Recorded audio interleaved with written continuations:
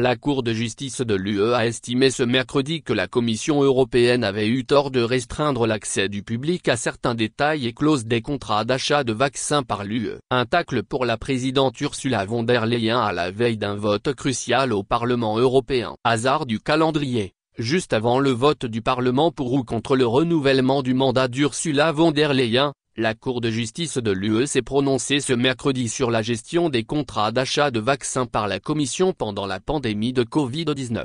Selon les hauts magistrats de Luxembourg, la Commission européenne a eu tort de restreindre l'accès du public à certains détails et clauses des contrats d'achat de vaccins anti-Covid.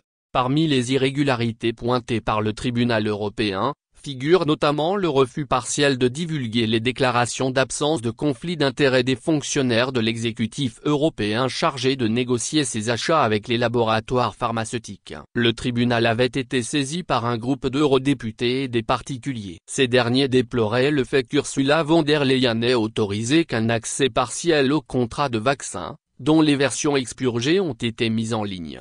Si la présidente de la Commission a d'abord été félicitée pour la signature des contrats de vaccins contre le Covid-19 au sein de l'UE, l'attention s'est ensuite portée sur les appels et les SMS qu'elle a échangés avec Albert Bourla, président directeur général de Pfizer, alors que les députés et la presse cherchaient à obtenir plus de détails sur la manière dont ces contrats avaient été négociés.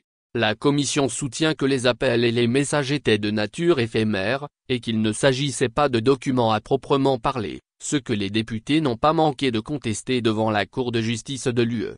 Cette décision de justice sera-t-elle préjudiciable à la présidente sortante de la Commission? La reconduction de Madame von der Leyen dans ses fonctions ne sera possible que si elle obtient le soutien d'une majorité simple de la part des eurodéputés à Strasbourg.